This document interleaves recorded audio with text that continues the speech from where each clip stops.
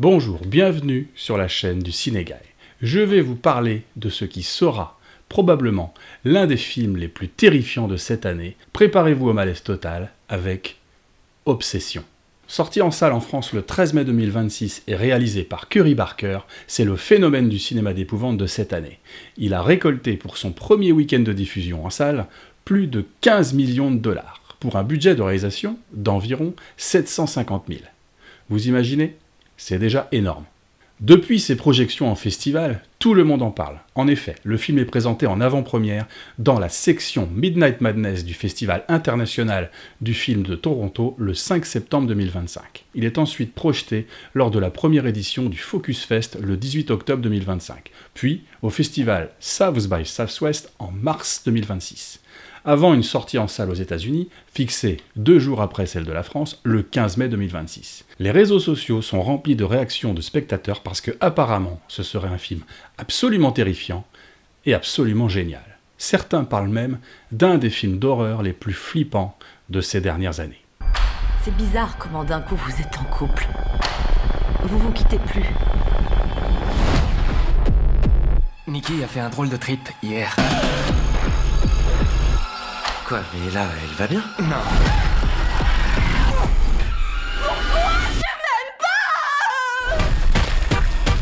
Je t'aime. Je t'aime. Je t'aime. Et pourtant, moi, comme un gros benet, j'en avais absolument jamais entendu parler. C'est dingue. C'est mon fils qui est allé le voir en avant-première à Rennes, une semaine avant sa sortie officielle.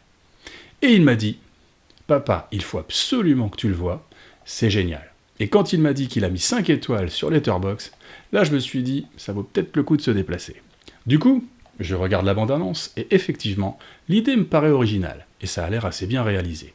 Bon, on ne sait jamais vraiment avec les bandes-annonces, certaines sont super, et puis quand on voit le film, tous les espoirs s'écroulent. Mais là, non. Je suis donc allé le voir le jour de sa sortie, le 13 mai, c'est une excellente surprise. Les bons films d'épouvante sont tellement rares. Et je peux déjà vous le dire, Obsession est une énorme claque. Mais avant de vous parler du film, petit détour par son réalisateur, parce que je pense qu'on n'a pas fini d'entendre parler de lui.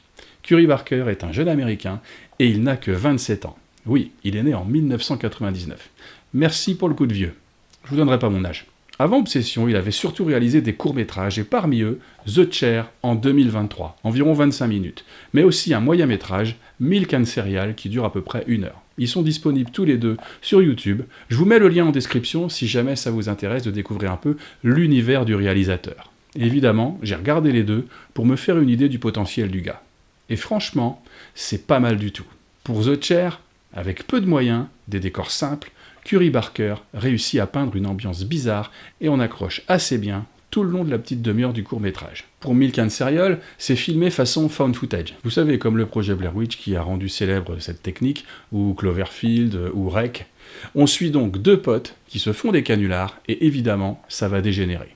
J'ai trouvé ça intéressant, l'ambiance est bonne, on est captivé jusqu'au bout et c'est déjà super efficace. J'en dirai pas plus, je vous laisse les découvrir. Alors attention, ces courts-métrages sont en anglais, vous êtes prévenus. Le réalisateur joue d'ailleurs dans son propre métrage, Milk and Cereal, et livre une très bonne prestation d'acteur. Et on découvrira également l'acteur Cooper Tomlinson, qui joue un second rôle dans le film qui nous intéresse aujourd'hui, Obsession. Déjà, là, on sentait un vrai talent pour installer une ambiance oppressante. Mais avec Obsession, Curry Barker passe clairement à un autre niveau. Alors de quoi ça parle ? L'histoire est extrêmement simple, mais c'est justement ce qui la rend terriblement efficace. En fait, on suit 4 amis qui travaillent ensemble dans un magasin d'instruments de musique. Et parmi eux, il y a Bear. Bear est amoureux fou de Nikki, sa collègue et meilleure amie. C'est vraiment le big crush. Il pense à elle tout le temps. Peut draguer, Nikki? Je vais chercher des shots. Je viens t'aider si tu veux. Si elle te plaît tant que ça, et j'ai bien compris que c'est le cas, dis-lui juste, Nikki, ce serait cool qu'on se prenne un verre ensemble. Le problème, elle l'a complètement friendzoné. Elle le considère surtout comme un bon pote. Bon, c'est le principe de la friendzone, hein. Un soir, Bear, en voulant lui faire un petit cadeau, entre dans une boutique un peu ésotérique et tombe par hasard sur un étrange jeu, un genre d'objet qui serait capable d'exaucer un vœu. Il suffit de briser un bâton en deux et de prononcer son souhait à haute voix. Évidemment, je ne spoile rien en disant que les circonstances vont faire qu'il ne va pas donner ce petit jeu à Nikki, mais il va lui-même faire le vœu, sans y croire bien sûr, qu'elle devienne amoureuse folle de lui. Enfin, les termes exacts, c'est... Un vœu. Tu peux en faire qu'un seul. Je souhaite que Nikki Freeman m'aime plus que tout au monde. Et à partir de là, tout bascule. Parce que le vœu fonctionne, instantanément. On ne sait pas pourquoi, on ne sait pas comment, mais ça fonctionne. C'est le côté un peu fantastique du film. Mais j'aime bien, c'est ce genre de truc un peu comme dans Big, avec Tom Hanks, où il fait le vœu de grandir, et puis de l'âge de 10 ans, il se retrouve dans la peau d'un mec de 30 ans. C'est un petit peu également le cas dans 30 ans sinon rien, avec Jennifer Garner et Mark Ruffalo. Un petit tour de magie pour lancer un scénario simple, mais génial. Et donc ça marche. Au début, c'est le rêve absolu. Mais très vite, quelque chose cloche.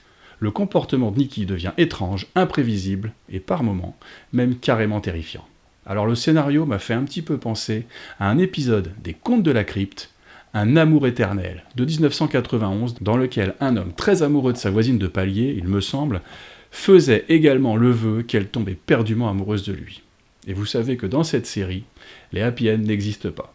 Je vous mets le lien en description, il est très sympa. Bon, ça a un peu vieilli, mais c'est sympa à regarder pour les fans. Mais bon, dans Obsession, il y a les moyens, et c'est un autre niveau. J'ai trouvé le film très réussi. Alors, qu'est-ce qui fonctionne si bien ? Obsession ne cherche pas seulement à vous faire sursauter, il cherche surtout à vous scotcher à votre siège. Oui, il y a des jumpscares, et ils fonctionnent, il y en a 2, 3, c'est pas mal. Mais le film ne se base pas uniquement dessus pour vous faire peur ou vous surprendre. Il y a aussi des scènes choquantes. Mais ce qui fait réellement peur ici, enfin ce qui nous met mal à l'aise, c'est l'anticipation. On ne peut rien anticiper car le comportement de Nikki devient complètement imprévisible. On a une impression constante que quelque chose d'horrible peut arriver à n'importe quel moment. Alors c'est pas souvent que dans un film, on me voit faire « Oh putain, ouh, je serre les dents, ça doit faire mal ». En fait, ça surprend. Et dans ce film-là, je l'ai fait 2-3 fois. Je vous avoue, j'ai été surpris. Alors, des scènes violentes, on en voit beaucoup dans ce genre de film. Mais ici, elles sont tellement bien amenées, enfin surtout, on ne s'y attend pas, et ça surprend. Et on est complètement pris au dépourvu. Alors, le casting fonctionne très bien également. Les acteurs sont tous crédibles. On a Bear, interprété par Michael Dunstan, l'un des personnages principaux, qui joue vraiment bien son rôle. On le sent vraiment amoureux au début, limite dépressif, car il est prisonnier de sa timidité. Ses expressions semblent authentiques, et on ressent très bien sa détresse ou son désespoir quand les choses deviennent étranges. On retrouve également Cooper Tomlinson, qui joue Yann, son pote et confident, et c'est lui qui joue avec le réalisateur dans Milk and Cereal. Mais celle dont tout le monde parle déjà, celle qui porte le film grâce à son excellente performance, c'est Inde Navarrete, ou Inde Navarrete, je sais pas trop comment on dit. Elle interprète le personnage de Nikki, qui est au départ une fille sympa, gentille, assez marrante, puis qui basculera complètement dans un rôle beaucoup plus étrange, imprévisible, pour pas dire carrément flippant.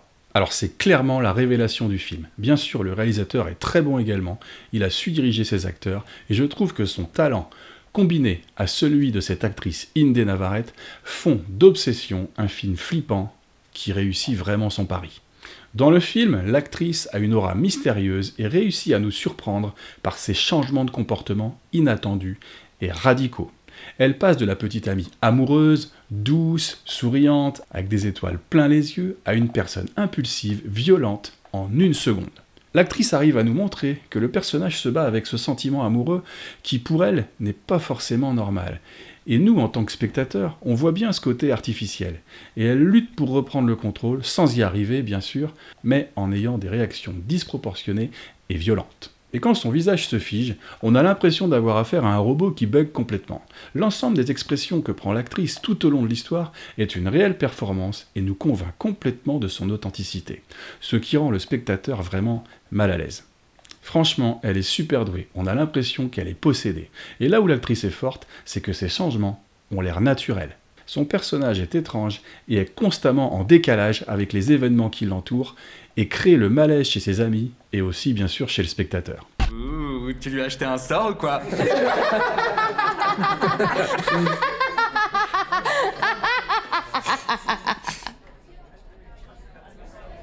On ne sait jamais quelle réaction elle va avoir, et ça peut basculer dans l'horreur pure en une fraction de seconde. Et on ne s'y attend absolument jamais. C'est vraiment le gros point fort du film. Alors là où le réalisateur a été très bon, c'est dans l'ambiance générale qu'il a donnée à son film. Beaucoup de choses sont imprévisibles. Vous l'aurez compris, bien sûr, quand on a l'habitude de ce genre de film, on peut deviner certaines choses. Mais on est tout de même souvent surpris. De plus, il y a de nombreuses subtilités dans le cadrage, qui mettent le spectateur en alerte. Il nous met sur la voie subtilement pour nous dire que quelque chose cloche. Genre, à un moment, Bear discute avec Yann, son pote, et au second plan, complètement en flou, enfin en arrière-plan, on distingue la silhouette de Nikki qui est figée. Le regard est en direction de Bear, donc vers le spectateur, durant toute la conversation. Et la conversation dure 3-4 minutes. Donc c'est assez malaisant comme situation. On a également des mouvements extrêmement étranges de la part du personnage, qui ont l'air presque inhumains par moments et très bien mis en scène. Enfin, c'est assez difficile d'expliquer sans spolier. Il faut voir le film et bien observer. Ce que j'ai trouvé réussi également, c'est qu'à plusieurs reprises, il y a une façon d'amener de la tension, de l'incertitude, du questionnement face au comportement de Nikki. Et on est vraiment mal à l'aise régulièrement, et ça c'est chouette. Bon, je ne veux pas trop dévoiler le film, mais la réalisation est vraiment réussie. Un autre point fort, c'est la maîtrise de la lumière et des jeux d'ombre. Ils sont fascinants.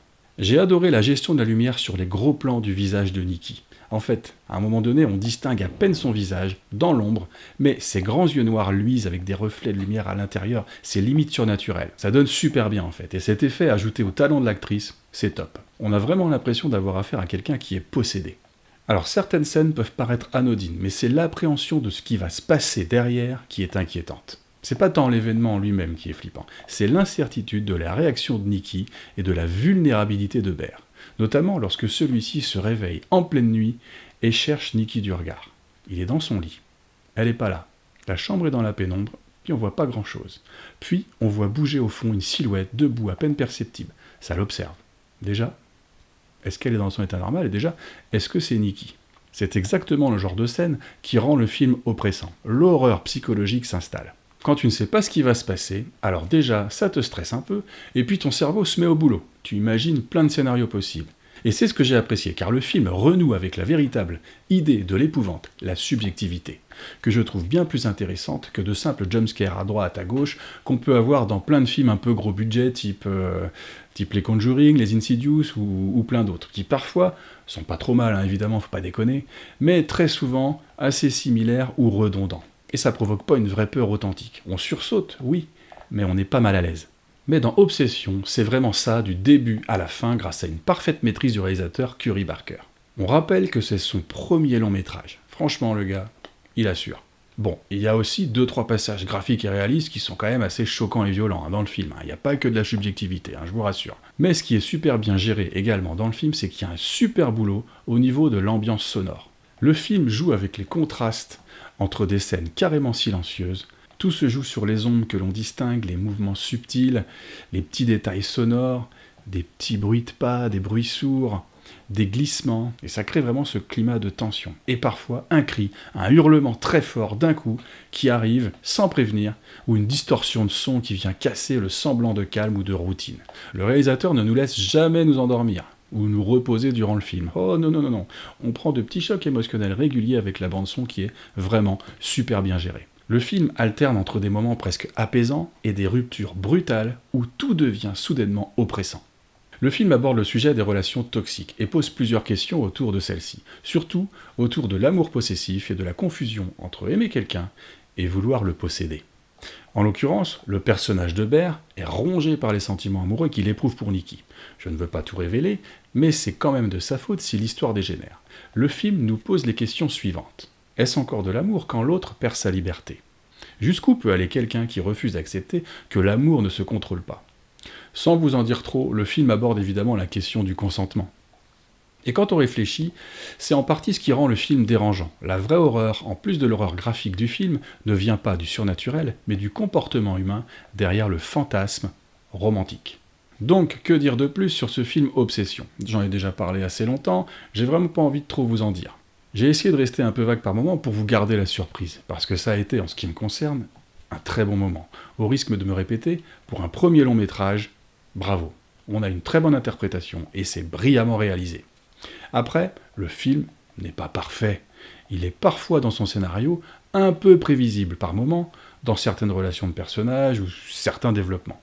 Il y a des petites choses un peu faciles, mais qui sont en aucun cas gênantes dans l'efficacité du récit. J'ai passé un bon moment, j'ai sursauté, j'ai été tendu, j'ai été surpris, et c'est tout ce que j'attends de ce genre de film. J'espère franchement que Curie Barker continuera sur cette voie, c'est un très bon début. Quant à l'actrice Indy Navarrete, elle est absolument phénoménale dans ce film. Et elle a, je pense, une très belle carrière devant elle, en tout cas, on lui souhaite. Donc, si vous ne devez voir qu'un seul film d'horreur cette année, c'est bien celui-là. Obsession. Voilà, c'est la fin de cette vidéo sur Obsession. Le film est sorti la semaine dernière, foncez le voir, franchement, c'est génial. J'espère que vous allez prendre autant de plaisir que moi en le découvrant. Si la vidéo vous a plu, n'hésitez pas à vous abonner, à liker, à partager, et j'attends vos commentaires. Sur ce, allez voir des films, ça fait partie de la culture. Je vous dis ciao, et à bientôt.